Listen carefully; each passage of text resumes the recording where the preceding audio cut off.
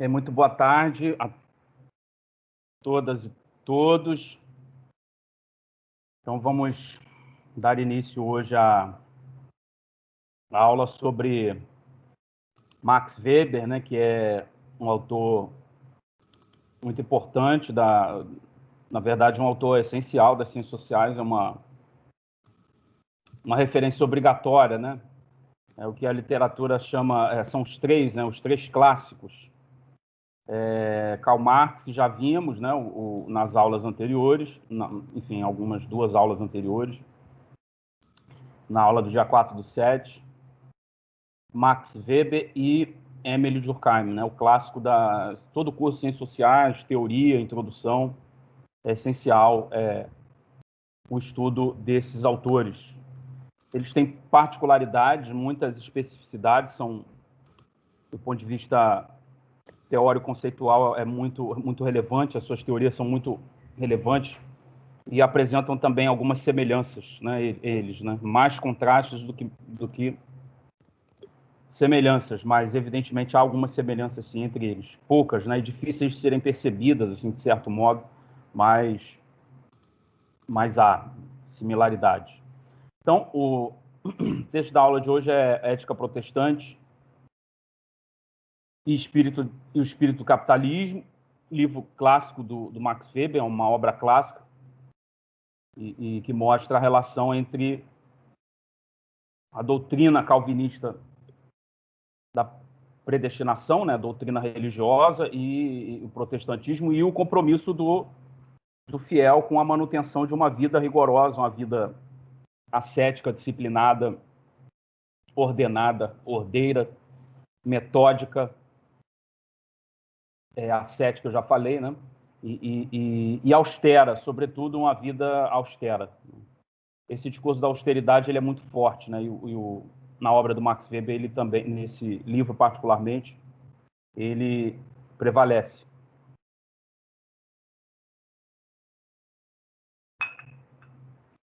O autor, Max Weber, ele tem uma obra multifacetada.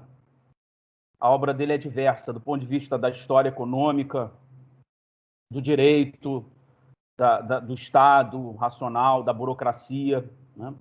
Ele está pensando ali a singularidade do Ocidente, qual a singularidade da civilização ocidental, né? Que é o capitalismo, né? O capitalismo enquanto um cálculo racional. Então, a obra do Weber é fascinante, assim, ele é muito versátil, né? Fala sobre política, sobre religião, economia, né? A temática do direito, tem vários livros, tem ensaios de sociologia, tem um livro enorme, como é que é? Eu esqueci, me deu um branco agora. Enfim, tem Parlamento e Governo na Alemanha, que ele analisa a questão do Estado alemão. Você tem a obra História Econômica, né? Moderna História Econômica, enfim, foi um livro que eu vi na graduação, e ensaios sobre a burocracia, sobre capitalismo e sociedade rural na Alemanha, reflexões sobre classe, estamento, partido. Então, ele é um sociólogo excepcional, né? Ele tem uma obra excepcional, né?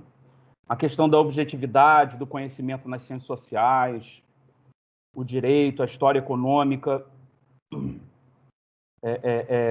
enfim. Tem os volumes, né? São 2 volumes, Economia e Sociedade, que é uma obra enorme. Política como Vocação, a Ciência como Vocação, foram 2 conferências proferidas por ele, que ele explica, né, o papel da ciência, dos cientistas, a produtividade. Já naquele período ele falava disso. E a questão de conhecimento científico, senso comum, a dimensão da política, do Estado moderno, os tipos ideais de domínio legítimo. Então, o que é fundamental ressaltar, antes de começar a apresentação da Poliane, fundamental ressaltar o método ao qual o Weber recorre para formular as suas teorias, o seu arquétipo teórico-conceitual. Ele tem uma metodologia distinta da de Marx e também distinta da metodologia de Weber, de Durkheim. que focaliza a sociedade, quer dizer, a sociedade ela é anterior ao indivíduo, ela precede o indivíduo, portanto, ela exerce uma coerção sobre ele. E o Marx ele pensa o todo, a totalidade, a economia, a totalidade, e ela uniformiza as relações sociais. Nesse sentido, o Weber ele pensa o indivíduo como átomo de análise, né? Ele formula os conceitos típico-ideais, né, que são recursos heurísticos, recursos para caracterizar, né, as relações sociais. Ou seja, o foco dele reside na especificidade, na particularidade. Né? Ele mostra, ele recorta a realidade, né, como disse uma professora, excelente professora, Elisa Reis, inclusive ela está até ministrando um curso pela cátedra da UFRJ, e se vocês puderem achar, é Fórum de Ciência e Cultura da UFRJ. Muito interessante. Esses dias eu estava assistindo, assim, um tempo escasso, né, tentando assistir as aulas dela. Ela foi uma professora na graduação, enfim, 2006, 2007, na faculdade. E ela é excelente, ela é especialista na área de sociologia política. Então, ela está ministrando um curso em parceria com pós-doutorando, acho que é Félix, né? Eu não me recordo o nome dele, acho que é servidor do IPEA, e ela falando das especificidades de Durkheim, Marx e Weber, né? E da influência, por exemplo, o coletivismo, esse aspecto que aproxima muito Durkheim e o Marx, no sentido de que o Marx pensa no coletivo, né? Na dimensão, mas só que a abordagem dele é revolucionária, né? No proletariado, a revolução do proletariado, o proletariado como protagonista histórico. Já Durkheim, ele pensa do ponto de vista da solidariedade, né? Como a sociedade ela é capaz de criar instâncias agregadoras que possam inserir o indivíduo na sociedade, sobretudo num contexto de anomia, em que as regras, né, há uma disfunção na sociedade.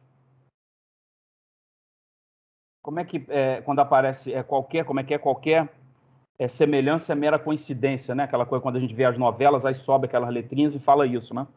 Uma brincadeira que estou fazendo, mas a gente está vivendo um momento de anomia mesmo, de problema, o tecido social está sendo afetado. E os efeitos da pandemia começam a se fazer, os impactos da pandemia, né? Os seus efeitos já começam a vigorar. Por exemplo, ontem a fábrica da Ford declarou que vai retirar as operações do Brasil, enfim, isso vai ter um problema grave no tocante a emprego, a renda, capacidade de consumo, enfim, isso pode suscitar uma reação em cadeia, quer dizer, as empresas irem embora do país. Já está tendo um problema de saída de investimentos, né? Que é dinheiro que entra no país por conta de política ambiental desastrosa, enfim, falta de certo modo. O empresariado, ele quer, como eu falei, do liberalismo, ele quer segurança jurídica, tá claro? Se você não tem segurança jurídica, quem é advogado aí me ajuda nisso, por favor, que eu enfim, não sou advogado. Mas é engraçado, obra de ficção, né? Quem falou aqui foi não sei quem foi que falou, deixa eu só ver aqui. Essa questão, eu vou ver aqui no chat, a Poliane, obrigado, Poliane. Essa questão da solidariedade, o Durkheim chamou muita atenção, quer dizer, como o Estado ele pode criar mecanismos de coesão, é importante a criação de mecanismos de coesão social, formas de solidariedade, né? No caso dos sindicatos, enfim, né? Como instância, as corporações, para que os indivíduos possam ser integrados na sociedade, né? Enfim, a anomia ela significa isso, quer dizer, quando os indivíduos quando há um problema de distorção na sociedade, quando as regras não são cumpridas de certa forma, quando indivíduos enveredam para o caminho do crime. Então é importante identificar quais as razões pelas quais os indivíduos estão seguindo o caminho do crime. Isso é interessante, que é uma questão que foi abordada na primeira aula pela Érica, né? Que é uma pergunta dela, da pesquisa dela. Então, eu acho que o Durkheim é central aí na tua reflexão, para você pensar, né? Não só Durkheim, mas o Foucault, a questão do biopolítica, biopoder. Enfim, eu não vou aprofundar aqui. É só fazendo uma breve apresentação, né? Porque eles têm arcabouços teórico-metodológicos distintos, tá? Eles veem a sociedade, a partir de prismas distintos, a despeito de algumas semelhanças sinuosas entre eles. Tá? E o Marx ele tem uma perspectiva totalizadora, uma perspectiva totalizante. A economia é o todo, é a infraestrutura, ela que determina as relações sociais. E o Durkheim, ele acredita que a sociedade é superior ao indivíduo, né? Por isso que ele tem aquele conceito, ele formula o conceito de fato social, né? Que é uma coerção ou coerção externa sobre o indivíduo, que vai determinar o modo de agir, enfim, de pensar, tá? Enfim, a gente vai ver isso nas próximas aulas. Mas o Weber, ele analisa o indivíduo como átomo de análise. Tanto que ele é, enfim, chamado de individualista metodológico. Ele foca nas particularidades, nas especificidades. E aí, a partir disso, dessa minha breve explanação, eu levanto a seguinte questão. Como o Weber formula a teoria dele da ética protestante e espírito do capitalismo? Por isso que eu salientei para vocês desde o início do curso a importância de ler os autores, não só lê-los superficialmente, mas tentar identificar como eles formulam as suas teorias, o seu substrato teórico-conceitual, os seus respectivos substratos teórico-conceituais, como eles elaboram a retórica, a que mecanismos eles recorrem, a que procedimentos metodológicos. Por exemplo, o Weber cita o Benjamin Franklin. O bom pagador é o dono da bolsa alheia, o cara que tem crédito no mercado, que paga a sua dívida com probidade, né? com austeridade, não é o cara que está na mesa de bilhar, que está no bar, chapando, tomando uma. Quer dizer, ele está ali, vai pagar o aluguel, tá? E em que o dono do prédio chega ali e vê ele, então não tem credibilidade, tá claro? Esse cara aí, olha, vou ter que despejá-lo. Eu estou citando o exemplo, tá? Então, a questão da austeridade, ela é fundamental, né? E, de certa forma, é uma dimensão de reputação também. Mas o Weber, ele parte do indivíduo. Por isso que ele pergunta no início do livro, por que os protestantes têm mais probabilidade, enfim, maior capacidade de serem bem-sucedidos nos empreendimentos econômicos? Por quê? Olha a questão de pesquisa dele. Vocês estão entendendo o que eu estou falando? Aqui eu não estou fazendo uma leitura superficial do Weber. Embora eu não seja especialista em Weber, eu não sou especialista, mas acho que em nada. Mas, enfim, essa questão, o Weber, ele é fascinante por conta disso. Ele pergunta por que os protestantes têm maior propensão a serem bem-sucedidos do ponto de vista econômico. Essa é a grande questão. Vocês estão conseguindo me ouvir? Porque eu estou me ouvindo aqui com corte. Está tendo algum corte aí? Está um pouquinho, professor. Melhorou agora? Melhorou? Ótimo. Então, ele pergunta, essa é a questão de pesquisa dele, por que os protestantes são bem-sucedidos? Né? E aí ele recorre ao indivíduo protestante, porque o protestante ele tem uma ética religiosa, uma ética da predestinação calvinista, e ele soma isso a uma norma de orientação de conduta rígida, austera, disciplinada. Ele não gasta à toa, né? Ele é ali, ele é controlado, avarento, né? Então, isso tem muito a ver com a retórica também da austeridade, tá claro? Hoje, essa dimensão do gasto público, do corte de gasto, enfim, do Estado que tem que prestar conta, do Estado como uma casa, a gente tem que refletir muito criticamente sobre isso, né? E, ao mesmo tempo, pensar também do ponto de vista dessas religiões, né? Que não estou generalizando, mas, enfim, que, por exemplo, o cidadão que quer vender um caroço de feijão dizendo que vai curar o coronavírus, tá claro? Então, é complicado, né? Eu acho que o Weber, ele não falava dessa ética. Enfim, eu acho que ele pensava uma outra ética. Eu acho que ele tem uma ética. Ele pensa uma ética, porque hoje é uma outra ética, tá entendendo? Essa ética, ela foi pervertida, tá claro? De certa forma, ela foi pervertida por conta da ética do dinheiro mesmo, da prosperidade, a teologia da prosperidade, né? Eu sempre assistia um programa, às vezes em casa, nas madrugadas, eu parava para assistir aquele programa Fala que eu te escuto. E aí eu via a pessoa entrevistando, falando, não, mas você era um fracassado antes, né? Ele, sim, eu era fracassado, eu perdi a esposa, eu perdi a casa, eu perdi a empresa, eu perdi minha família, e hoje eu consegui me restabelecer economicamente, tudo melhorou a partir do momento em que entrei em determinada igreja. E hoje eu tenho 3 carros, hoje eu tenho, enfim, posses, eu tenho terra. Você está entendendo? É uma questão quer dizer, o ter, você é valorizado pelo você ter. E se você não tem, você é um miserável, você é um fracassado. E não, entendeu? As pessoas, a maioria dos brasileiros trabalha, acorda de madrugada, como o colega falou, acho que foi o Fernando. Tem gente que fica 4, 5 horas por dia no ônibus, além de trabalhar em casa de família, sai da Baixada Fluminense no Rio, vai para Ipanema, que é 3 horas de viagem, pega trem. Quem já foi para a Baixada sabe, eu já fui.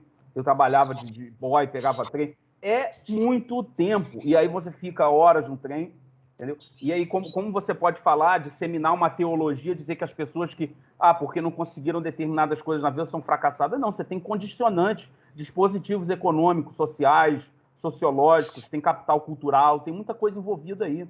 Tem privilégio de nascimento. Então, é importante a gente ver isso do ponto de vista crítico, tá? Eu só estou fazendo essa breve apresentação para onde? Para a gente partir do Weber, porque ele parte do indivíduo, tá? Quer dizer, o indivíduo, ele é responsável por suas ações, né? Quer dizer, ele adequa meios afins, tá? E aí a gente depois eu vou indicar umas referências para vocês lerem, e a gente vai falar um pouco da metodologia dele depois da apresentação da Poliane.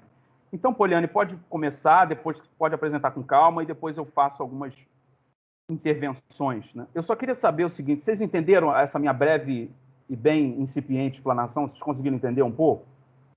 Deu para encaixar mais ou menos os autores? Deu para entender? Poliane, você entendeu? Érica, entendeu, Érica? Eu acho que sim, professor. Tá. Então, é só vocês entenderem o seguinte, que eles têm pontos de vista distintos, tá? De interpretação da realidade. E eu vou fazer um bate-bola entre eles aqui. Talvez até na aula de amanhã, que eu acho mais importante até, muito importante o Weber. Ou não sei, ou na aula de escola de Frankfurt, não sei, porque eu acho que é melhor a gente trabalhar os clássicos, entendeu? Lógico que a gente vai trabalhar na escola de Frankfurt, entendeu? Mas é importante que vocês saibam muito bem esses clássicos, eles têm que estar nas veias de vocês. Lembra do Hobbes, né? A gente pode pular a escola de Frankfurt sem problema, eu não vou me importar. Não sei, a gente vai ver, vamos ver, porque tem um programa, mas a gente pode falar. Estou falando é porque sou eu que vou apresentar. Tá, mas fica tranquilo, a gente vai tangenciar. Então, fiquem à vontade, quem vai apresentar a Poliane, né?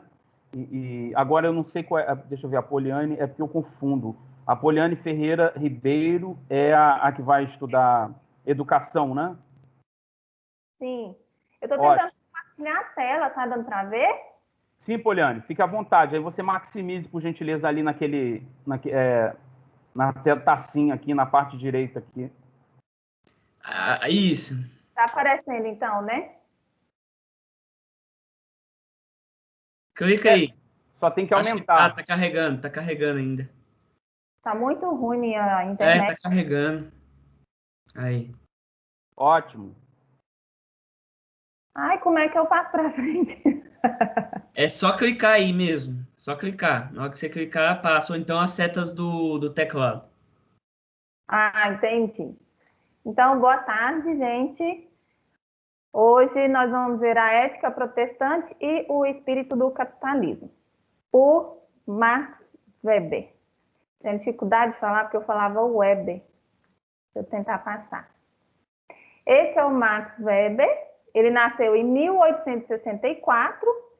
O ano do seu falecimento foi 1920, que por coincidência foi o ano que ele finalizou essa obra. Ele foi sociólogo e economista alemão, se formou em Direito, fez doutorado em Economia e produziu várias obras na área da Sociologia. Né? Duas das suas grandes obras é A Ética Protestante e o Espírito Capitalismo, é o que nós vamos ver, e Economia e Sociedade. Vamos começar com o problema. É a confissão religiosa e estratificação social. Esse é o nosso primeiro capítulo. Na confissão religiosa, Weber coloca que há uma coincidência com a diferença de nacionalidade e um distinto desenvolvimento cultural entre as sociedades. O desenvolvimento do capitalismo, que, né, o que o professor acabou de expor, entre as sociedades, né, que esteve com as mãos livres para distribuir a sociedade de acordo com a necessidade profissional. Então, Weber colocou aqui a divisão desigual de recursos materiais e imateriais.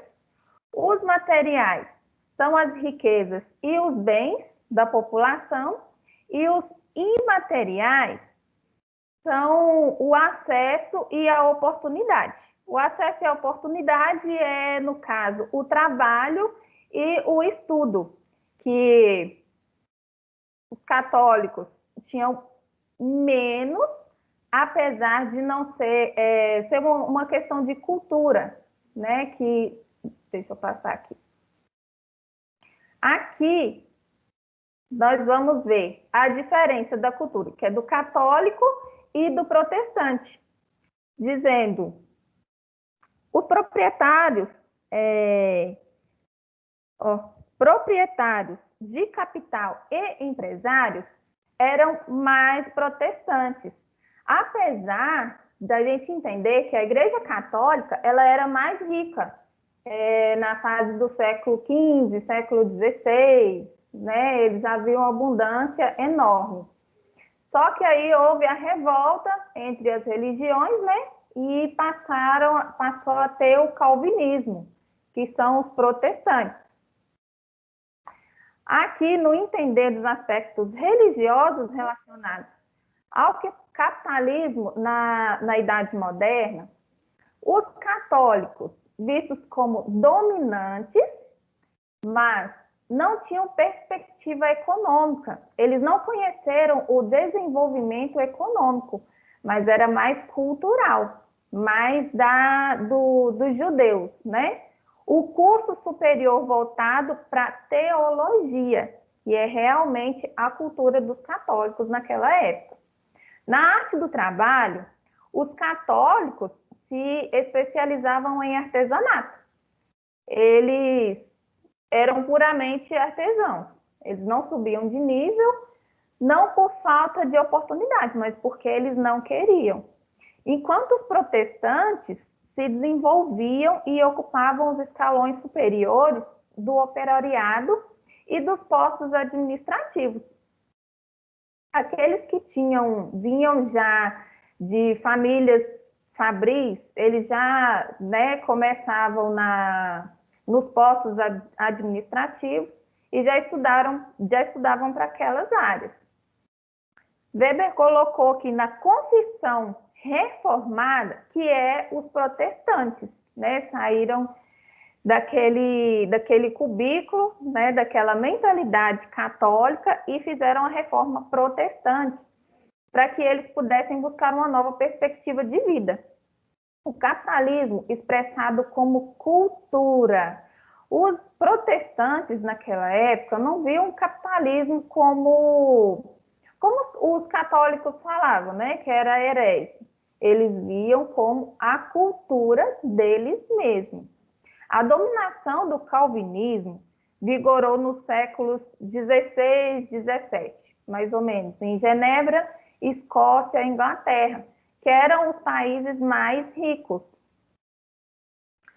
O curso superior dos protestantes era voltado para a área de administração, direito, economia, porque eles já tinham uma visão futura do que eles queriam para o futuro. Então, já era deles estudar e se formar para aquela área que eles queriam se desenvolver, ficar mais instruídos. Enquanto os católicos era só a área da teologia mesmo, e eles não tinham condições de subir de nível, falando profissionalmente, por causa disso. Então, eles trabalhavam, viviam na mesma função fabril sempre, não tinham uma visão ampla de mundo como os protestantes. Aqui vem a diferença de pensamentos em que o texto discorre. O católico é mais sossegado e com menor impulso aquisitivo, mas prefere um traçado de vida mais seguro possível, mesmo com rendimentos menores, a uma vida arriscada e agitada, mesmo que eventualmente trouxesse honras e riquezas, diz por gracejo a voz do povo. Bem comer ou bem dormir, há que escolher. No presente caso, o protestante prefere bem comer, enquanto o católico quer dormir. O católico só trabalha para o básico: comer, morar, se vestir, cuidar da família, dos filhos. O protestante, ele quer mais.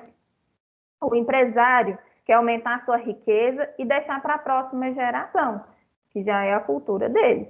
O trabalhador, ele quer subir de vida, ele quer ganhar dinheiro, que a época capitalista influenciava muito a isso, então ele tinha que aproveitar, ele queria melhorar o seu status social. Weber, então, cita Montesquieu na sua obra. Ele era político, filósofo e um escritor francês. Aqui é a palavra de Montesquieu. Diz dos ingleses: foi o povo do mundo que melhor soube prevalecer dessas três coisas: a religião, o comércio e a liberdade.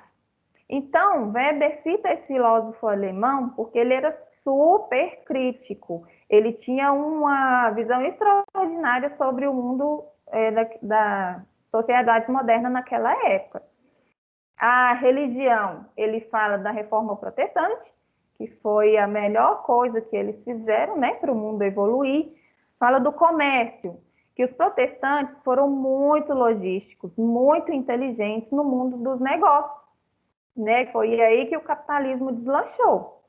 Falou da liberdade, ficaram livres da soberania católica, porque se eles continuassem ali presos àquela soberania, eles não iriam subir de patente, não ia subir de vida, o país não ia enriquecer, ia continuar sobre o poder monetário católico na igreja, porque a riqueza da igreja era da igreja. Então, a sociedade não via essa riqueza.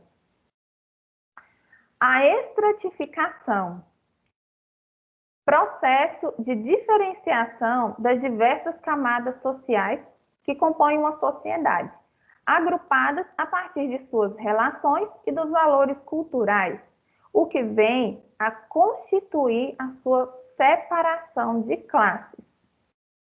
Na estratificação, Weber fala que o protestantismo ficou cada vez mais forte, fez o capital girar, e os católicos ficaram mais fracos e submissos ao poder monetário. Por quê? Os católicos precisavam trabalhar e precisavam dos empresários e das fábricas para colocar comida no prato da família, né? Aqui nós já vamos falar do espírito do capitalismo. Esse é o nosso segundo capítulo. E aqui Weber diz: na tentativa de lhe dar uma definição ou algo assim, logo se apresentam certas dificuldades que pertencem à natureza do próprio objetivo da pesquisa. Por quê? Weber passa o capítulo tentando entender a definição própria para o espírito do capitalismo. Só que aí ele veio explanando, colocando, pedindo ajuda para outros autores, filósofos, e no próprio olhar dele, que não há uma definição única. A definição do espírito do capitalismo é mesmo a busca da própria sociedade, do protestantismo. Então, houve a dificuldade de dar uma definição para tal, né? Como eu já disse, ele passou o capítulo inteiro tentando entender essa definição. Aqui ele já citou Benjamin Franklin, que era religioso calvinista, Ele foi embaixador dos Estados Unidos, era uma figura representativa no iluminismo e foi líder da Revolução Americana. Então, ele tem um olhar muito clínico para essa área que Weber veio pedir ajuda. Franklin escreveu na obra: do gado se faz o sebo, das pessoas o dinheiro. Então, as pessoas tinham que se empenhar para ter o dinheiro, né? Perspicácia de negócios. Aí, ele já está falando dos empresários, né? Eles têm que ter um olhar de negócio. Nem tudo que se pode compreender por esse espírito esteja contido aí. Então, o espírito capitalista, ele pode estar muito embutido nessa obra. Ousadia comercial. Ele está falando do protestantismo, né? Que eles tiveram que ter uma ousadia e uma logística muito grande, muito inteligente para fazer o capital crescer e girar. Habilidade na profissão. Quem vai trabalhar tem que ter habilidade, tem que saber fazer, tem que saber produzir. E a dependência mútua. O empregado precisa do empregador e o empregador precisa do empregado, né? Para a empresa girar.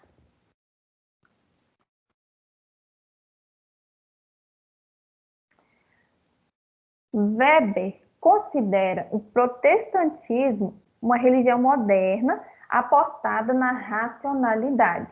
Por quê? Eles saíram da soberania, se destacaram, né, evoluíram, cresceram, foi uma massa enorme que cresceu e apostou na racionalidade do que eles precisavam.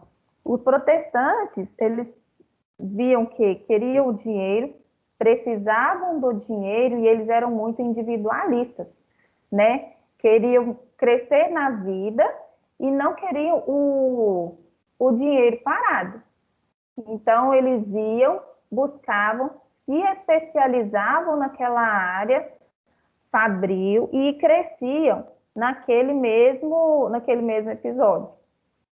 Segundo Tomás de Aquino, a ambição do ganho, uma vez inevitável, é lícito, eticamente e, portanto, autorizado.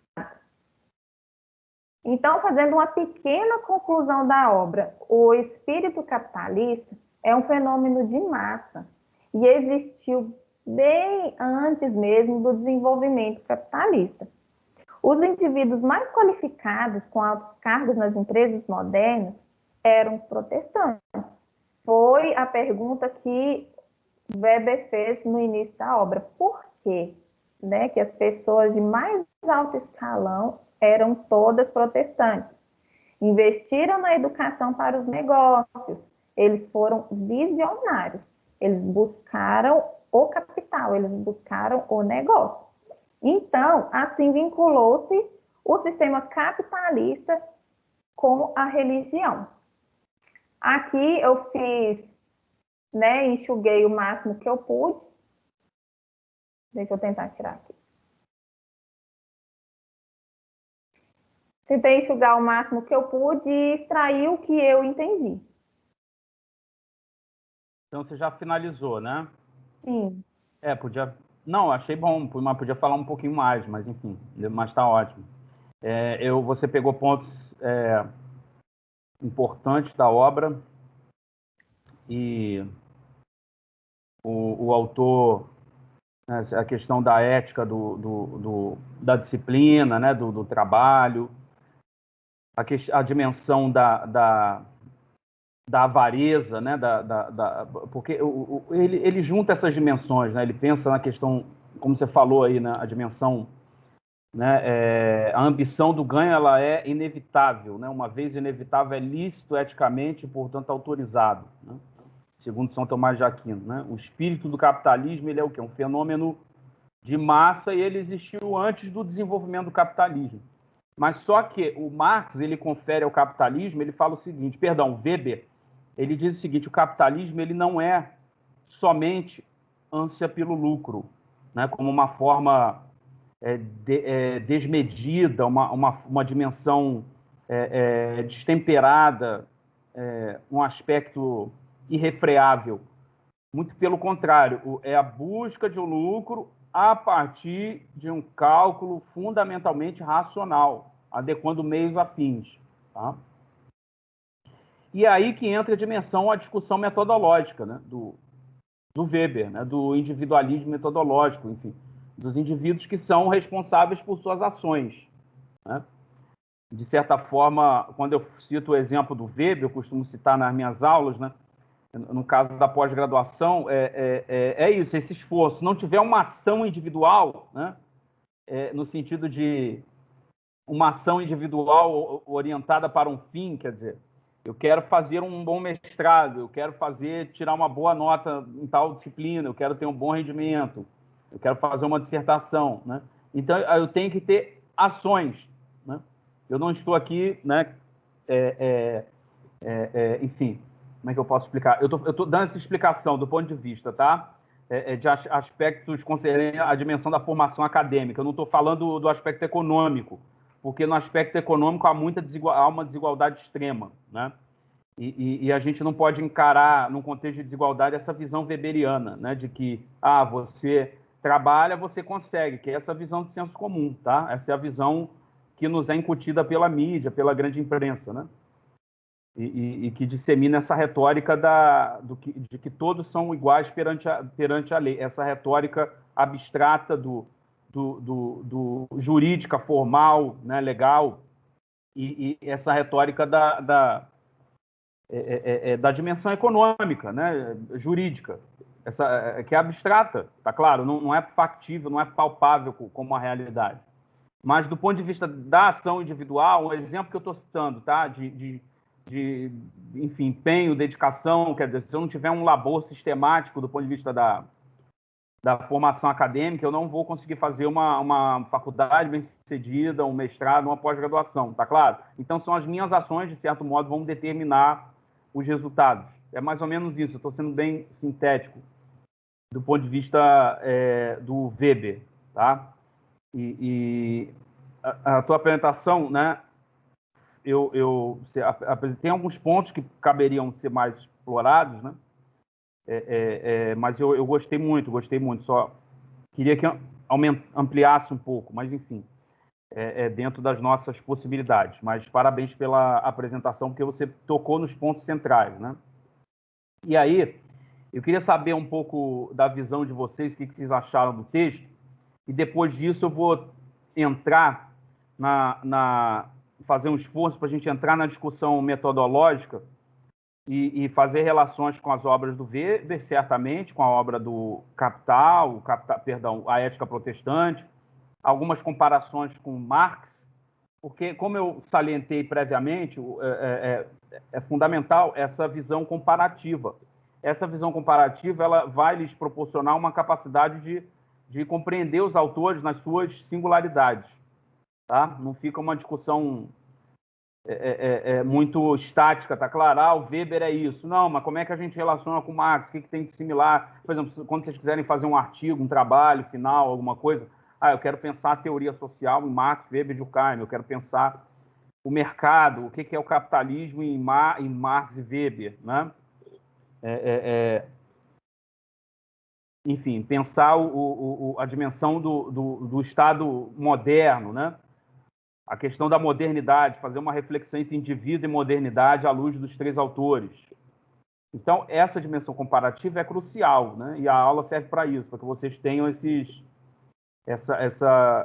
minimamente essa capacidade, né? Que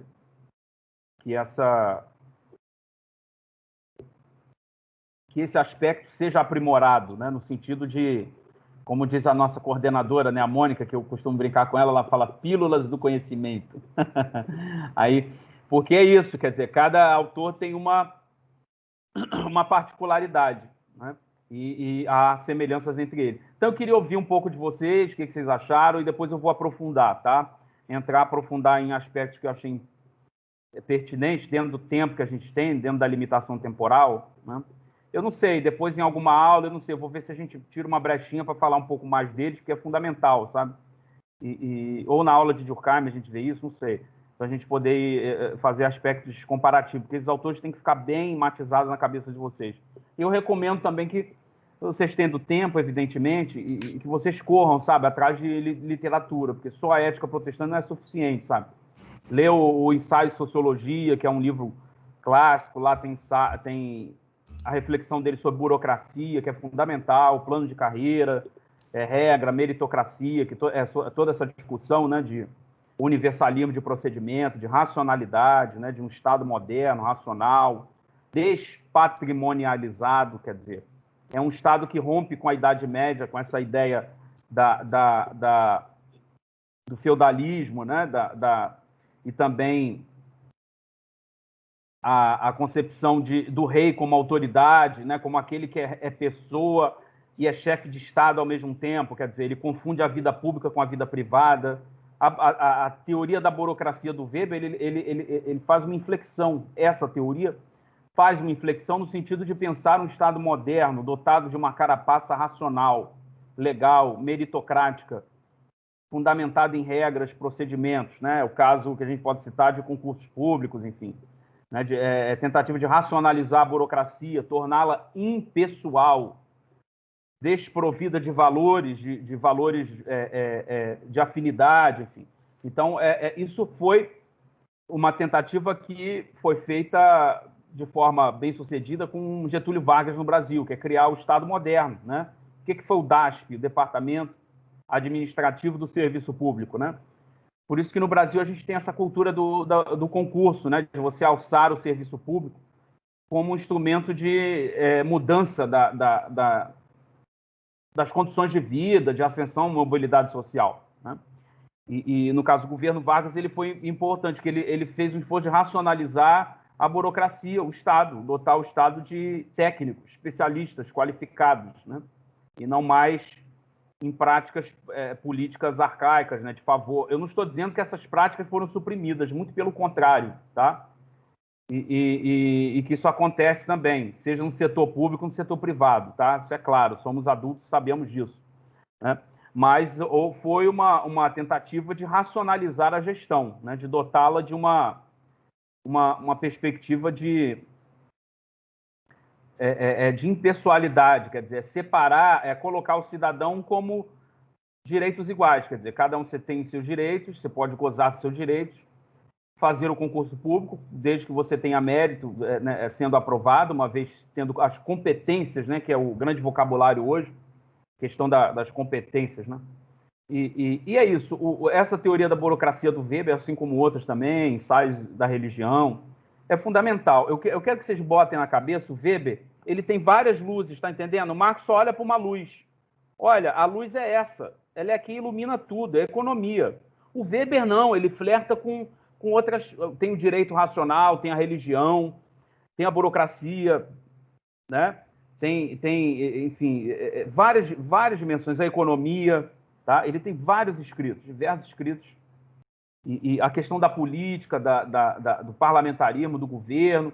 Então, nem tudo é só economia. É importante considerar a economia, certamente, mas ela não podemos enxergar o social, a política, as transformações, a partir de um viés totalizador.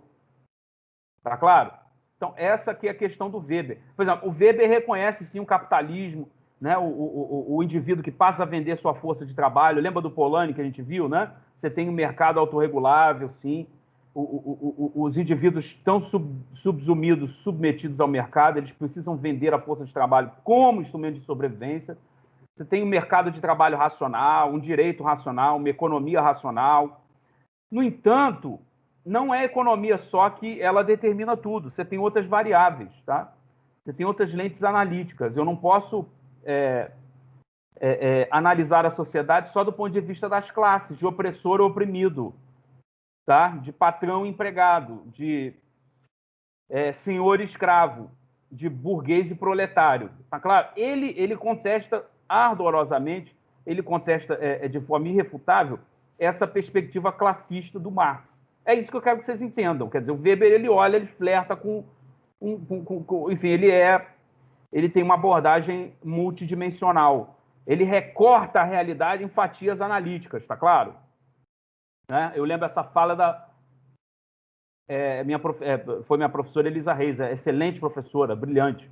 Ela é tão calma, ela dá aula assim, uma tranquilidade, é impressionante as aulas dela. Ela é muito, enfim, muito fina, muito educada, né?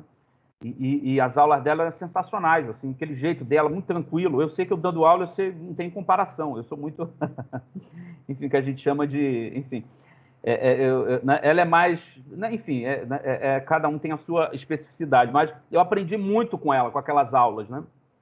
E eu fiquei revendo, que ela está dando esse curso de Sociologia Política, eu recomendo que vocês vejam, porque ela tem muita experiência, quer dizer, ela, há muito tempo que ela lê esses autores, ela tem um domínio magistral desses autores. Então, se vocês puderem acessar depois o Fórum de Ciência e Cultura da UFRJ, qualquer coisa vocês me mandem perguntando, eu mando para vocês, é porque eu faço muita coisa, eu esqueço.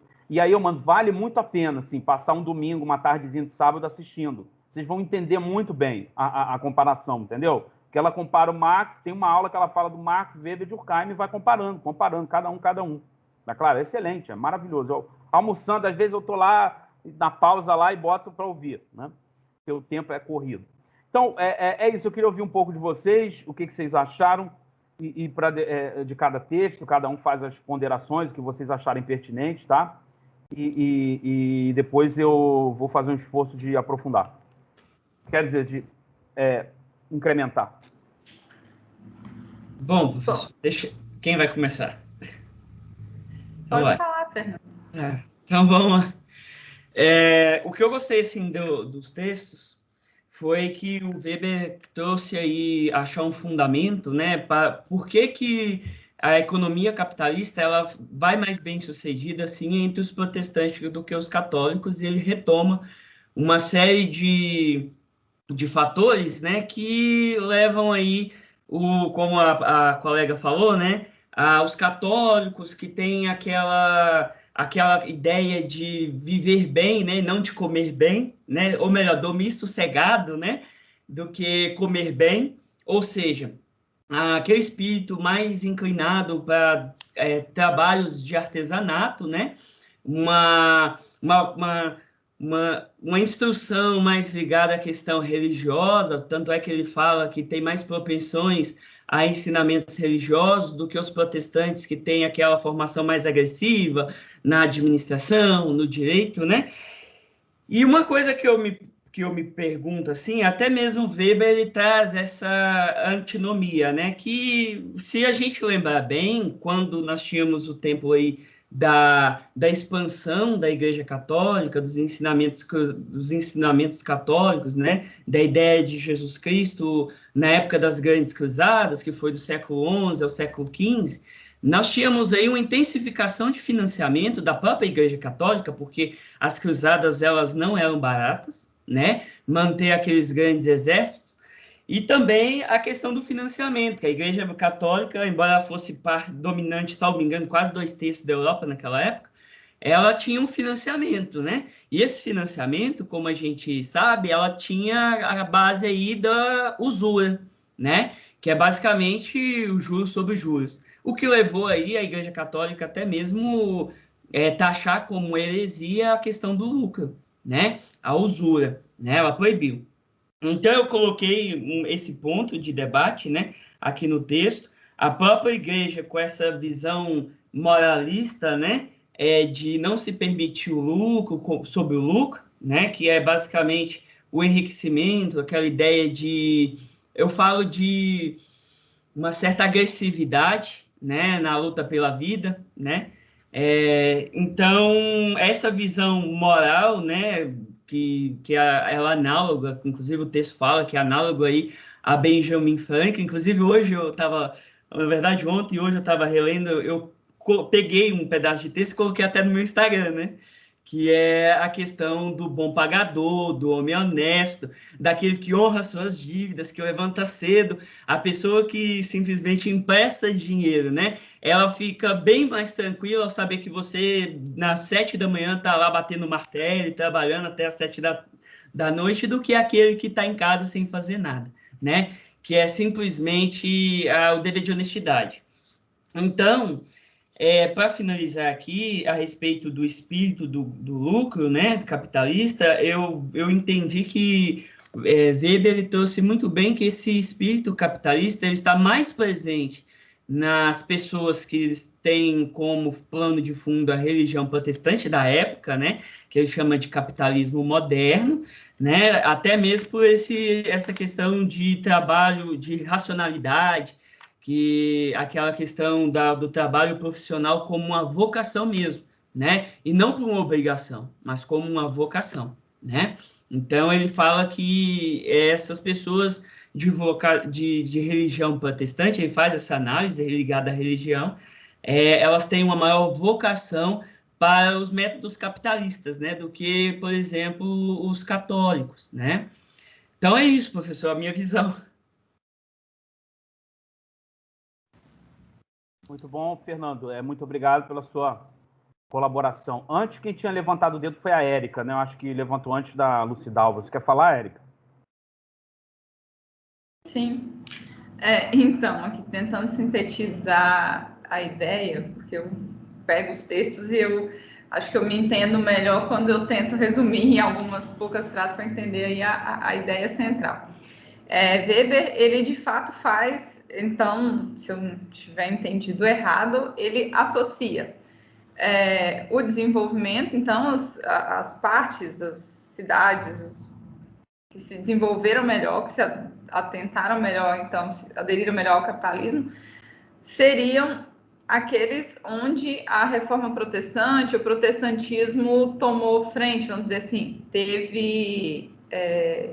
adotaram o protestantismo. Então, ele associou, de fato, melhor produção, melhor acúmulo de riquezas ao protestantismo. Aí aqui me veio, como se diz, uma luzinha ainda da época de ensino médio, eu acho que eu me lembro, quando a gente tem estudado reforma protestante, eles falaram que, eu lembro de ver alguma coisa onde os burgueses apoiaram a reforma pelo fato da ideia protestante, ela não criminalizar, mas ela não contestar a questão do lucro, a questão dos juros, parece que tinha uma relação com isso. E no que eu vi aqui, falando da questão cultural, que a cultura católica ela ficava mais focada nessa coisa de ter o seu pedacinho lá no céu e fazer tudo certinho para que, né, você tivesse o seu cantinho lá no céu garantido. E colocava essa questão do acúmulo de lucro como uma coisa que não era bem vista, que Deus não aprovava aquilo, então você tinha que ter o seu soninho tranquilo e garantir o seu local, o seu pedacinho no céu. Então, acho que a ideia, se for para colocar em uma frase a teoria de Weber nesse sentido, seria isso, então, que a cultura protestante ela favoreceu esse melhor proveito do capitalismo, não, essa melhor ganho de acúmulo de riquezas, em detrimento diferente do que acontecia com a cultura católica. E também aqui eu acho que tem um pontinho que me chamou a atenção, o fato de que a Igreja Católica exercia uma dominação tão grande na época que ela trazia para si também a riqueza. Né? Existe até uma historinha que os padres têm essa cultura de que os padres não podem casar e constituir família para que as riquezas que eles tinham, porque geralmente vinham de famílias que tinham algumas posses, quando eles morressem, fossem incorporadas à igreja. Então, que a igreja ela tinha essa ideia de trazer a riqueza para ela, tanto que até hoje acho que é uma das instituições mais ricas do mundo, né? Isso também contribuiu para essa cultura, porque todo mundo que se formava, que seguia essa cultura católica, então entendia que a igreja, aquilo que era divino, devia ser dono então das riquezas e tudo, e que eles deviam viver meio que à margem daquilo e viver de forma a simplesmente buscar esse seu lugar no céu e tal, essa coisa toda. Mais ou menos o que eu consegui contextualizar do texto foi isso. Ótimo, Érica. Obrigado. Eu vou ouvi-los, né? E depois eu vou tentar fazer um apanhado geral respondendo a todas as questões de vocês, né? Assim espero, né? Quem é a próxima é a Lucidalva, né? Por favor, Lucidalva. Ok. Bom, as minhas contribuições, elas vão contrapor um pouquinho, às vezes, com o que a Érica e o Fernando colocaram, em relação à questão do desenvolvimento do capitalismo, né? Capitalismo enquanto capital, né? Pensando em capital, do sistema capitalista. Em que sentido? O Weber, ele elegeu essa nomenclatura, esse nome capitalismo, né, que foi o que veio na cabeça dele, para ele tentar trazer uma discussão sobre a ética no trabalho. Então, eu vejo que, se eu estiver errada, depois vocês me ajudem aqui a entender. Então, ele parte dessa nomenclatura das relações, das pessoas, né, de empréstimo, de juros, ele traz muitos exemplos para buscar entender a questão da ética das pessoas, o cotidiano das pessoas no trabalho, essa dimensão ética. E quando traz a questão da relação com a Igreja Católica, a Érica bem colocou aí que a Igreja Católica é uma grande detentora do poder, inclusive detentora do poder absoluto, né, aliada com o Estado. Então, né, a Igreja Católica ela tinha muitas práticas que eram práticas de corrupção, né, do clero, era venda de cargos eclesiásticos, de venda de indulgências, né? Então, aí, o que ocorre? Tem um filme, eu já coloquei aí no chat, o Martim Lutero, né? O Martim Lutero, ele contribuiu para esse processo da reforma protestante, né? Que ocorreu lá no século XVI. Então, Martim Lutero, ele confronta as ideias da Igreja Católica, inclusive, ele contesta 95, não são teses, não, depois eu vou me lembrar aqui, né, da Igreja Católica, e... Caiu a conexão dela. Oi? Agora sim, voltou. Eu parei aonde? No clero. Então, o Martim Lutero, ele contribuiu significativamente para a reforma protestante que ocorreu no século XVI, onde ele confronta as ideias da Igreja Católica, né? Ele contesta 95... não são teses, não, eu esqueci o nome, né, da Igreja Católica, inclusive transcreve em alemão, com a língua mais acessível, porque a Igreja tinha práticas de venda de indulgências, por isso que ela acumulava, né, um grande império. E daí, as consequências disso era a destruição, né, da ordem mundial, a questão, né, das pessoas pobres. A Igreja Católica, ela pregava que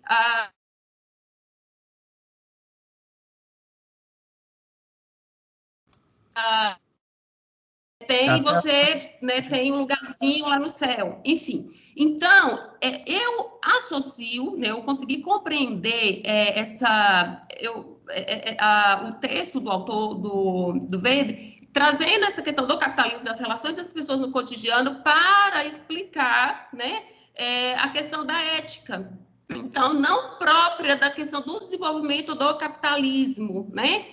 Então, assim, tanto que quando ocorreu a reforma protestante, a Igreja Católica ela perdeu muitos fiéis, né? Então, aí foi quando veio a reforma da Igreja Católica. Então, a contra-reforma da Igreja Católica, ela teve que buscar novas estratégias, ela teve que buscar novos meios para ela se manter no poder, para ela atrair fiéis. Eu entendi nessa... Ótimo. Tá cortando o teu áudio, Lucidalva. Estão me ouvindo? Tá, então vamos seguir, então. Quem pode falar é a Andréia, Poliane. A Poliane já estava com a mão levantada antes, professor. Ok, Poliane, por favor. Boa tarde. Meu comentário é bem rápido. O coaduno, a Érica falou, porque basicamente eu ia falar. O coaduno das ideias do pensamento que a Érica colocou, que essa diferenciação que ele faz entre católicos e protestantes, em que os protestantes acumulavam, né, maiores riquezas, enquanto os católicos era na definição aí, quase preguiçosos, né? Da forma que ele põe. Eu entendo que com a reforma protestante, não é que os protestantes eram mais trabalhadores e que, por serem protestantes, eles acumulavam mais riquezas, eles tinham esse pensamento revolucionário. É que eles apoiaram a reforma protestante, e aquelas pessoas que eram contra, né, que detinham capital e era contra aquelas ideias da Igreja Católica de não poder acumular o capital, é que passaram para o lado protestante. Então, o lado protestante ele já foi formado por essas pessoas que detinham o capital. E o lado católico, ele ficou formado por aquelas pessoas dos trabalhadores, daqueles que trabalhavam. Não é porque aquelas pessoas que eram protestantes tinham um pensamento mais elevado. É porque ele já foi formado daquela forma. Isso que eu entendo, né? Que já foi constituído dessa forma. Não é que eles tinham um pensamento mais elevado ou que os católicos preferiam dormir bem. É porque aqueles que preferiam comer bem passaram para o outro lado. É esse que é o meu entendimento. Era só isso que eu tinha contribuído. Obrigada. Professor?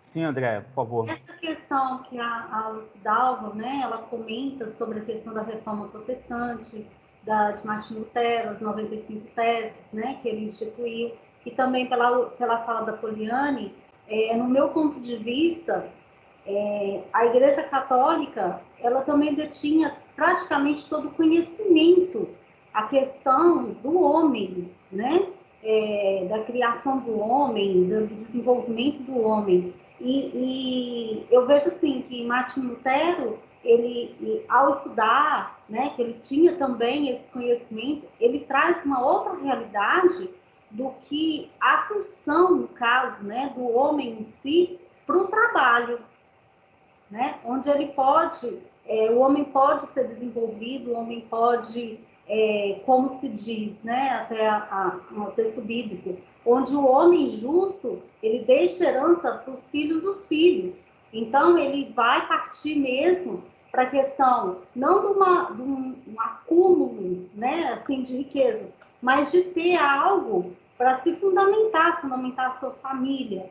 Então, a parte do catolicismo, onde os trabalhadores, vamos dizer assim, de uma classe mais inferior, ela fica ali estagnada, viver aquela vida corriqueira, né? Que é imposta ali de só trabalhar realmente para ter o pão de cada dia, acomodou-se, né? No sentido assim de não ter uma luta diária a mais para ter algo melhor.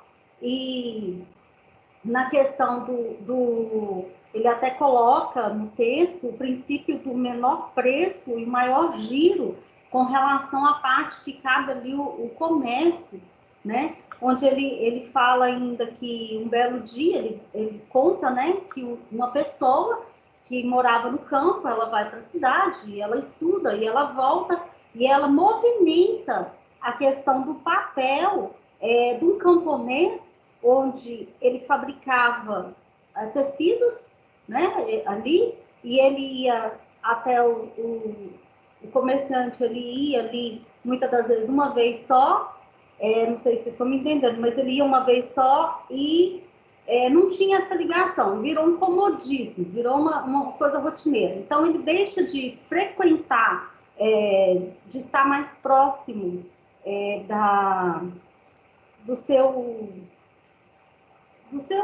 produtor, né, e passa, e vem essa pessoa com umas ideias novas, e essa pessoa ela começa a difundir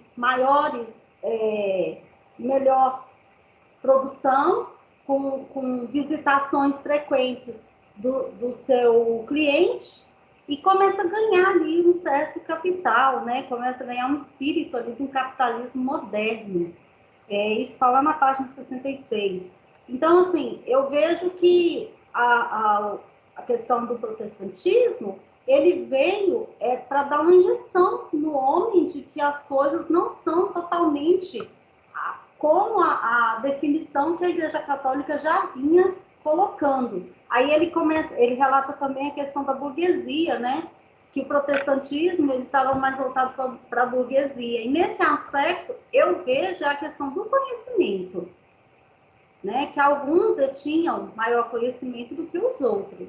Esse foi o meu ponto, assim, que eu pude perceber dentro dessa questão do capitalismo, né? Do espírito do capitalismo. E a questão da ética é que o protestantismo ele vem trazendo uma visão assim, não, eu tenho que arregaçar as mangas, eu tenho que demonstrar um testemunho, né, de que eu sou uma pessoa honesta, de que eu consigo efetuar o meu trabalho dignamente e trabalhar em prol da minha família, trabalhar em prol do lucro, de uma absorção para um melhor funcionamento, uma vida melhor, uma vida de mais qualidade.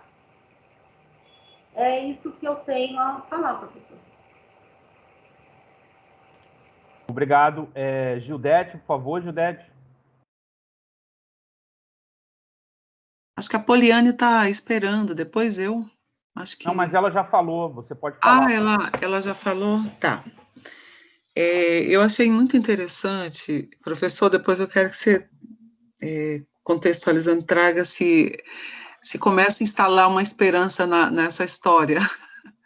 A gente vai acompanhando, né, os outros autores, e aí Weber traz um pouquinho além de trazer várias luzes, como tu trouxe, eu acho que também um pouco de esperança, né, na história, né, porque ele busca a lógica dele, eu achei muito interessante, uma lógica que busca, multidimensional, né, ele começa a olhar os vários aspectos, né, do direito, do racional, da religião, da economia, da política, e aí, mesmo olhando esse sujeito num período.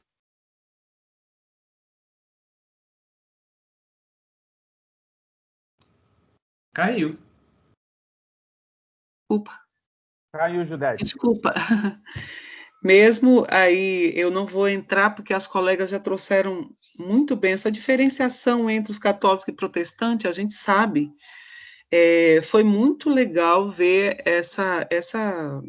um outro lado, né, dessa história, né, mas com uma visão aí junto da economia, né, política dentro disso, porque a gente sabe que na história a coisa é bem, né, eu já estudei dentro de um outro olhar, né, mas é interessante quebrar, ele estudar agora, quebrar essa visão muito do senso comum, e olhar a história da igreja como religiosa é uma coisa, olhar como profissional nessa quebra de paradigma é outra. Eu acho que o que fica para mim é essa coisa, as colegas trouxeram aí, a própria turma trouxe também o seu olhar dessa diferenciação, além de Weber, né, que eu achei bem bacana, mas a gente sabe que na história, a gente sabe que foi marcado também por além de riqueza, muitas outras atrocidades da igreja, né, e não tem como deixar de considerar isso. Mas a ótica aqui é outra, né, que Weber traz, né, e eu não vou aprofundar, não é intenção minha, assim, em nenhum momento aprofundar nessas questões, mas enfatizar essa quebra dessa visão dualista né, diante da história, né, diante da economia, né, eu achei muito bacana, né, e aí eu queria entender que nesse período aí se já se brota aí que faz entramos, né, nessa a partir de Weber, né, professor, eu gostaria muito de você enfatizasse, gostaria muito de aprender, sentir curiosidade e pesquisar mais sobre esse autor, viu? Sim, obrigado. Só uma pergunta, você conseguiu ler o capítulo? Não, todo não. Tá certo.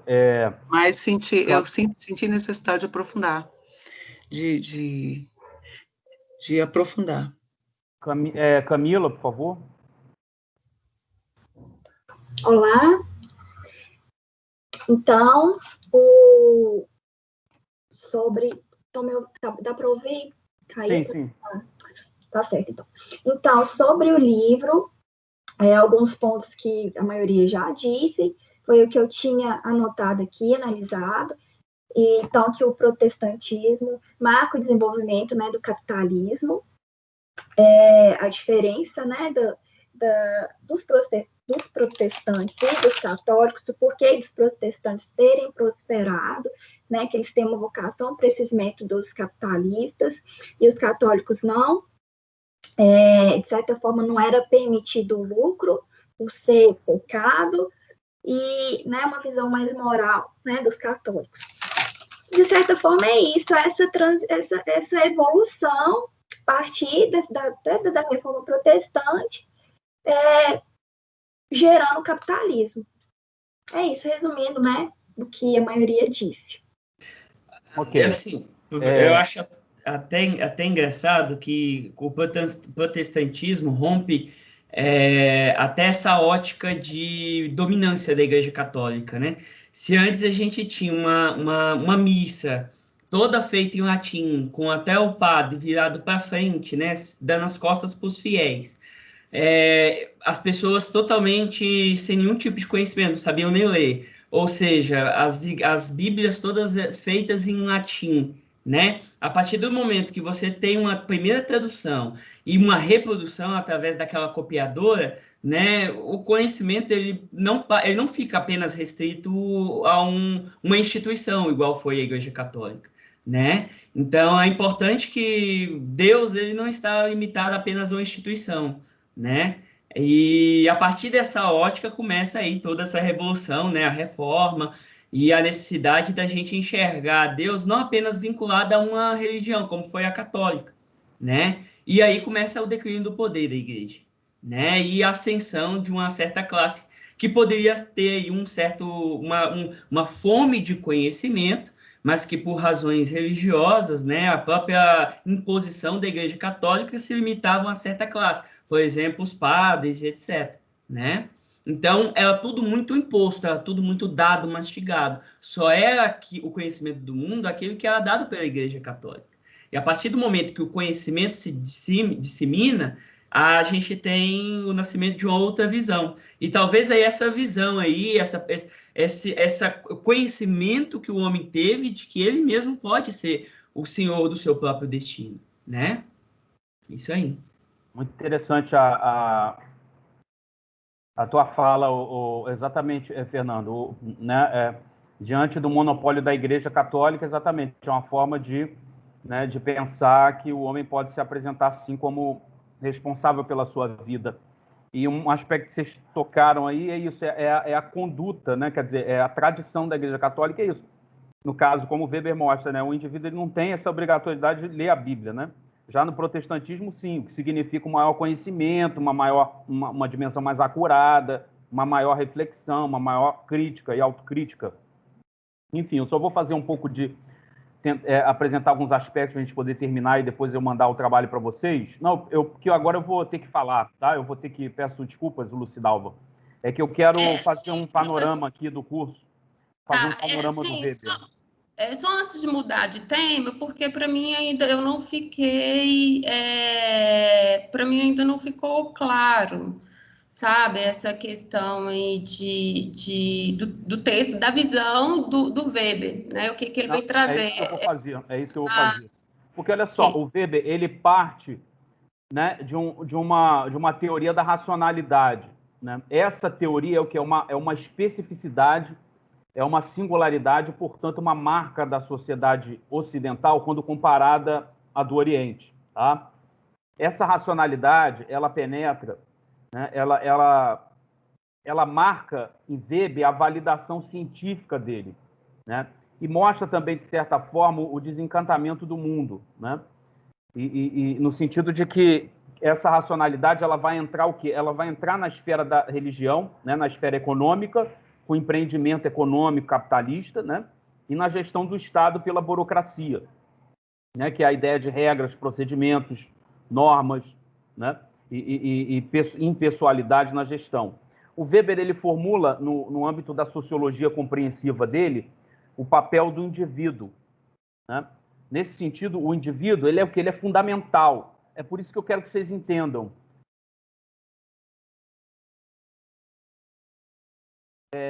O indivíduo, ele é fundamental, né, nessa sociologia compreensiva do Weber, tá?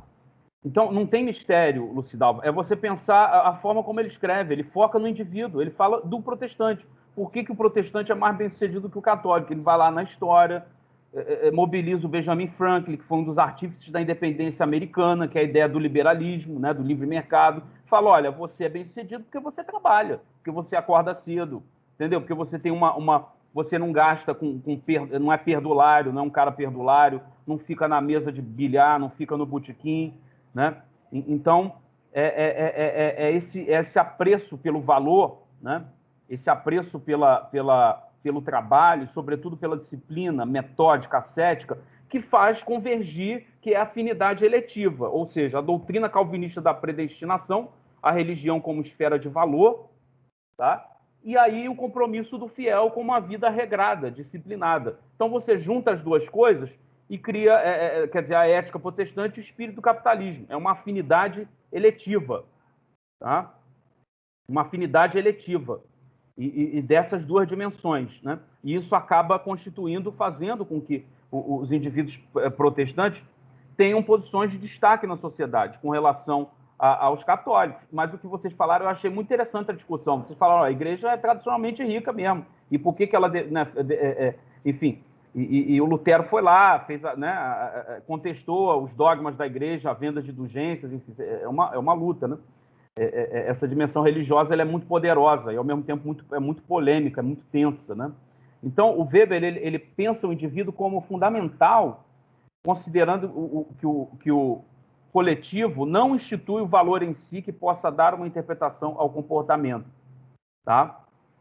Os conceitos eles só podem ser analisados sociologicamente, tendo como paradigma, como base central, as relações advindas das condutas individuais. Tá? Ele está pensando que a conduta individual, ou seja, qual é a conduta individual do protestante, que tipo de conduta faz com que ele seja bem-sucedido. Ora, é o cara que trabalha, o cara que acorda cedo, que ele é religioso, ele tem temperança, ele tem moderação, ele não é um perdulário, né? Então, para estabelecer o rigor conceitual nas ciências sociais, o Weber, o que ele faz? Ele definiu tipos ideais. Ele definiu tipos ideais. O que são esses tipos ideais? São recursos heurísticos para a interpretação da realidade, que é um conjunto de conceitos. Esses conceitos são elaborados pelo cientista para pesquisa, tá? Nessa definição, ele estipula que o tipo ideal é obtido por meio da concentração, que ele vai dizer, né, unilateral, de um ou de vários pontos de vista e de grande quantidade de fenômenos isolados, dados difusos e descritos. Quer dizer, o tipo ideal é uma forma de interpretação da realidade. Por exemplo, você tem o tipo ideal do Estado moderno, o Estado racional, que é o Estado que tem a burocracia, tem as regras, normas, estatuto do funcionário público, plano de carreira, tá? Essa é a burocracia, ela é o tipo ideal de domínio burocrático, né? São tipos ideais. É o domínio da burocracia, da modernidade, tá? Em contraposição à sociedade aristocrática, feudal, né? Enfim, da Idade Média. Tá claro? Né? Em contraposição a essa sociedade arcaica. E, por outro lado, você tem um tipo ideal de domínio carismático, que é o quê? É o domínio dos grandes dos líderes carismáticos.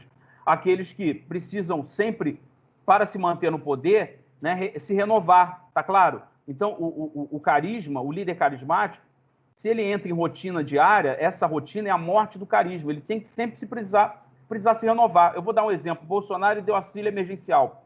Quer dizer, ele não deu nada. Quem deu foi o Congresso. Mas como no presidencialismo brasileiro você tem essa tradição de personalizar as políticas públicas, o presidente ele acabou levando os louros, né, se beneficiando do auxílio emergencial.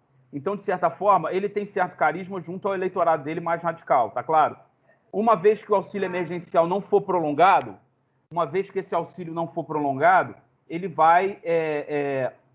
poderá certamente ter uma queda na sua popularidade, tá? Porque ele não foi capaz de garantir a continuidade desse benefício. e aí isso afeta, né? É como se fosse a morte do carisma. Por quê? Porque o líder precisa sempre se renovar. Há líderes carismáticos como o Mussolini, né? Você tem líderes como o Hitler, tá claro?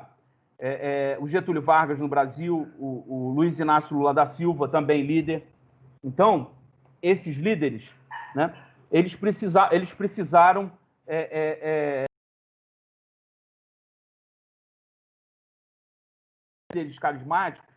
os líderes carismáticos, eles precisam sempre se renovar, né?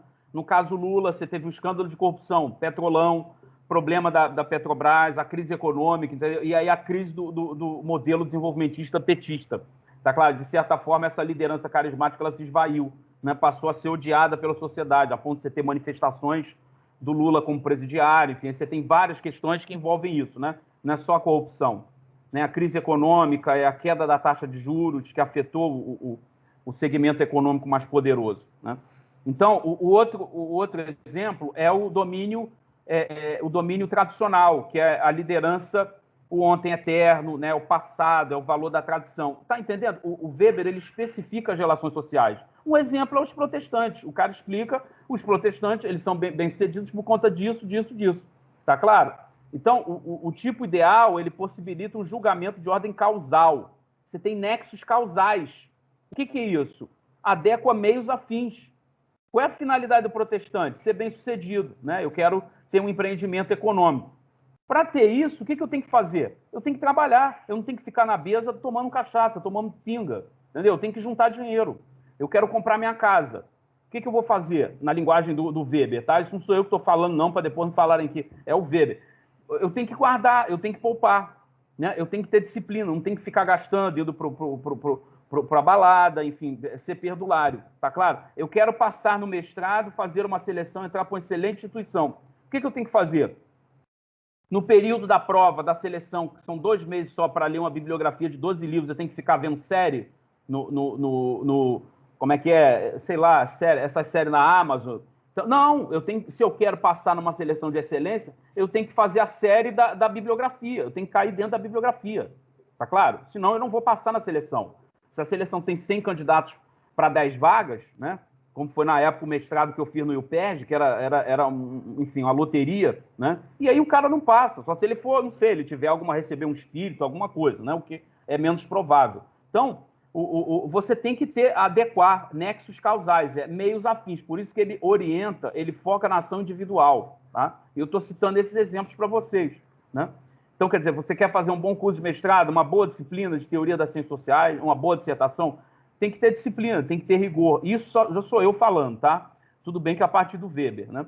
Então, é muito importante ele tenta pensar nexos causais, né?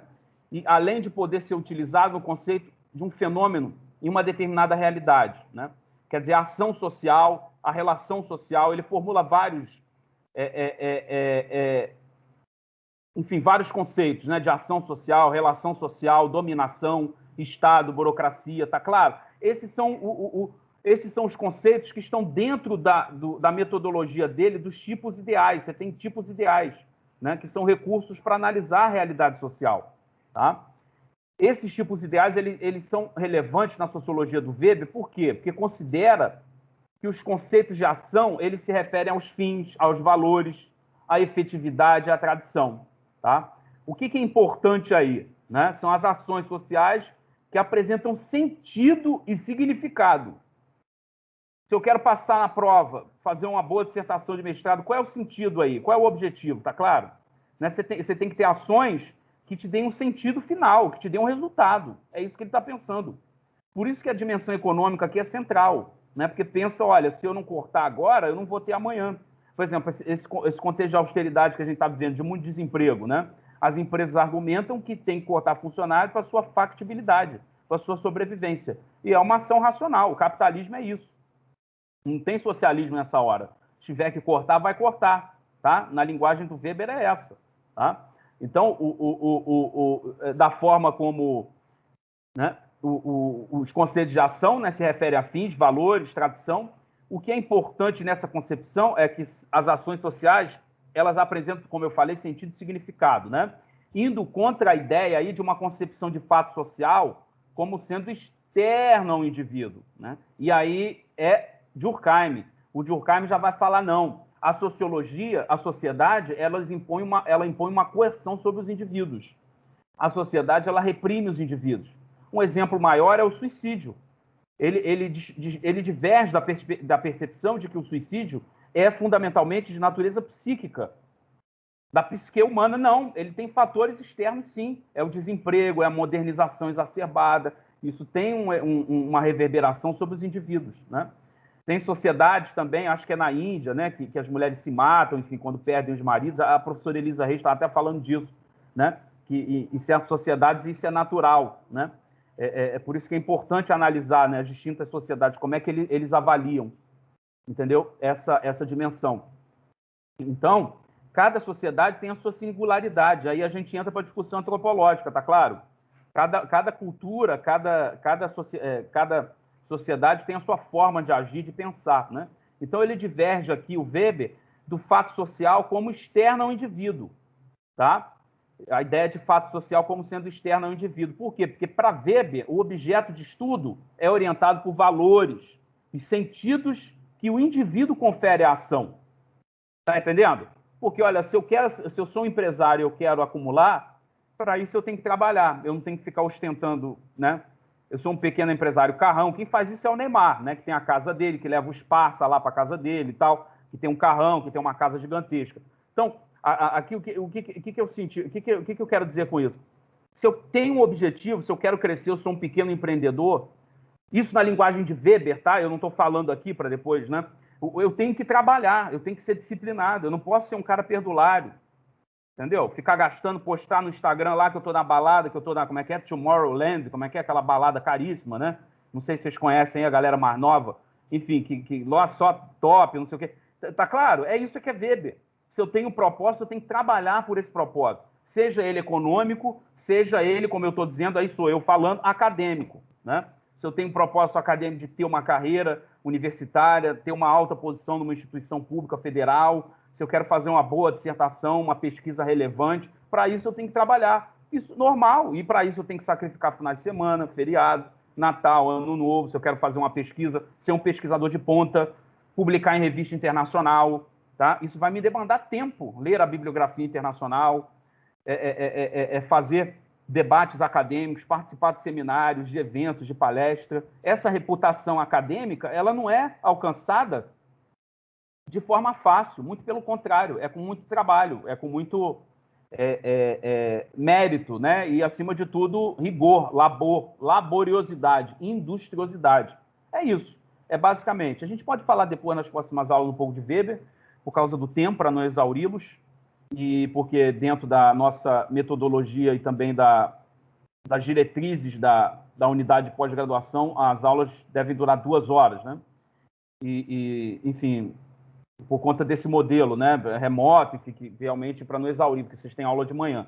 Então, só queria que vocês entendessem isso, né? Esse exemplo de adequar meios a fins. E aí ele cita o exemplo dos protestantes, dos católicos. Por que um é mais bem-sucedido do que o outro? Né? Por que você tem essas sociedades, elas apresentam essas singularidades, né? E o capitalismo, ele se faz existir, né? Quer dizer, o capitalismo ele se torna uma especificidade do Ocidente, né? A partir de princípios normativos de orientação de conduta, que pensam o trabalho como uma vocação, contrariando aí a concepção católica de que o trabalho é um fardo, tá? Por isso que o católico pensa, né, na linguagem do Weber, quer dizer, eu prefiro dormir sossegado, né? O Weber não, eu quero comer bem, eu quero comer salmão, tá claro? Eu quero comer um peixinho ali, né? Enfim, qual é o nome daquele peixe? Bacalhau, tá claro? Mas para isso eu tenho que trabalhar para comer bacalhau, né? Tá claro? Então, estou citando exemplo aqui bem didaticamente. E o protestante ele deve ter uma vida ascética, frugal, virtuosa, reta. A combinação desses elementos vai resultar no trabalho bem sucedido, né? Então, o protestantismo, ele soube o quê? Ele soube trabalhar esses aspectos de uma forma distinta, de uma forma especificamente capitalista, né? Uma vez que, independentemente da classe social, os protestantes eram considerados mais dinâmicos do que os indivíduos não protestantes. Por quê? Porque é o cara que tem iniciativa, tá? Mas esse discurso do Weber também ele é muito tenso para pensar a sociedade de hoje, porque a gente vive um contexto muito desigual. Nem todo mundo tem condição de ter livre iniciativa, entendeu? Tá? As pessoas que não têm auxílio emergencial, não têm emprego, como é que você vai exigir isso do indivíduo? Tá? Você tem que ter o suporte do Estado. E aí você tem uma longa discussão. Aí vocês têm que ler a bibliografia. Como eu falei para vocês, esse curso ele não vai dar conta de tudo. Muito pelo contrário. Aqui são breves apresentações e aí cabe a vocês fazer um aprofundamento, ler a curiosidade sistemática, né? E aí é Weber. Aí eu não nego, é Weber. É um labor mesmo de curiosidade, de aprender e de ter apreço pelo conhecimento, tá? Então, eu encerro por aqui. Eu mandei para vocês as questões e eu espero que vocês tenham um bom dia e me respondam assim que possível as questões e assim que possível eu vou lhes responder, tá? Porque tenho as incumbências acadêmicas, enfim, mas eu já lhe respondi bastante questões, mas eu peço sua compreensão e vocês vão mandando, eu vou arquivando e assim que possível eu lhes darei o retorno das questões corrigidas, tá? Então, a próxima aula, a aula que vem é o texto do Teoria e Método Sociológico de Durkheim, né? A Poliane Cândida Ferreira vai apresentar, a Vanderlene, espero que ela venha, né? E o outro texto eu acho que é o Fernando, né? O Fernando Lacerda Rocha. Isso, sou eu mesmo. E a divisão Judete, do trabalho social. E a Judete Felisberto, que a gente vai fazer a apresentação. Judete, você está aí, Judete? Amanhã, né? Combine com o Fernando, tá? Por gentileza. E aí vocês me enviem as apresentações de vocês, tá? Então é isso, eu espero que vocês tenham entendido. O Weber é fascinante, um autor fascinante, muito atual, mas é isso. Aqui é para fazer... Eu cito exemplos porque eu acho que vai facilitar a compreensão de vocês do que ficar só no plano teórico abstrato, tá claro? E aí a gente junta a teoria, o aparato teórico-conceitual com as evidências empíricas, a prática, a vida ordinária, né, para pensar o Weber. E eu dei esses exemplos bem cotidianos para vocês. Eu espero que vocês tenham entendido, na medida do possível. Agora tem que ler o texto, assim, não vai entender se não ler. É um texto que eu dei de 20 páginas, esse texto é ridículo. Eu selecionei 2 capítulos, não sei. É um texto que, no meu mestrado tinha disciplinas que eu tinha que ler 200, 300 páginas por semana, e eram 3 disciplinas. Então, assim, tem que ter um esforço de comprometimento, entendeu? Porque senão fica difícil. Eu não vou conseguir, como professor, a gente faz a nossa parte, mas né, vocês têm que também fazer a parte de vocês, porque senão, se não ler o texto, fica muito difícil. Tá? Professor, e aí... Oi. Eu falei com o senhor que amanhã eu vou fazer um exame de manhãzinha lá em Brasília, porque na quinta eu vou fazer cirurgia, né? Aí eu vou ficar em hotel lá, eu tô com medo de dar algum problema de Wi-Fi. Mas eu vou fazer o seguinte para a apresentação, eu vou gravar um vídeo com a apresentação, os slides estão tudo prontos, e vou mandar. Aí se der algum probleminha, aí vai estar no vídeo, tá? Não tem problema, qualquer coisa, se você não... Mas eu tinha trocado seu dia, não foi? Para amanhã, não é? Isso, só que porque amanhã eu tenho consulta 9h30, vou sair daqui 6h30 da manhã, e apresentação 12h30. Mas assim, eu consigo conciliar, mas eu tô falando que se der algum problema de internet, eu já vou ter um plano B, que é mandar os slides e também os vídeos. Aí qualquer coisa, passa os vídeos. Aí a Gildete apresenta, porque você é um caso excepcional, você vai ter que fazer uma cirurgia, enfim, não tem como, é uma coisa de saúde. E aí vocês, por favor, dialoguem vocês, né? Não, sim, aí eu já vou mandar também o vídeo, se porventura, mas eu tô falando que se não der, mas 90% de certeza que eu apresente também. Mas eu já gravo o vídeo da apresentação, envio os slides. É porque o teu dia, desculpa, é porque como eu faço muita coisa, o teu dia era dia 15, eu troquei pro dia 13, né? Isso. Tá. É porque dia 13, amanhã eu vou fazer os exames, né, de manhã. Dia 14 a cirurgia, 15 eu vou voltar por causa da recuperação, né? Ela tem que colocar curativo. Mas é certeza que eu apresente amanhã. Mas ótimo. Eu já vou me antecipar, tá bom? Não, ótimo, fica tranquilo. Se não der para apresentar também... Enfim, plano A e plano B eu vou ter. Porque é a tua cirurgia e tem que priorizar isso, né? Porque sem saúde não fazemos nada. Então, boa cirurgia para você. Valeu. E tudo de bom. E é isso. Daqui a pouco eu aguardo o trabalho 5 e 4h35, tá? Eu já mandei para vocês. É uma questão, por favor, o mínimo de 7, 6 linhas, tá? E até 10 linhas, por favor, 15 linhas, tá? No máximo. Não mais do que isso, tá? Uma síntese do autor, do que vocês acharam. Pode colocar ali o que vocês acharam. E, por favor, não façam plágio, não copiem de fontes, não vão em outras fontes.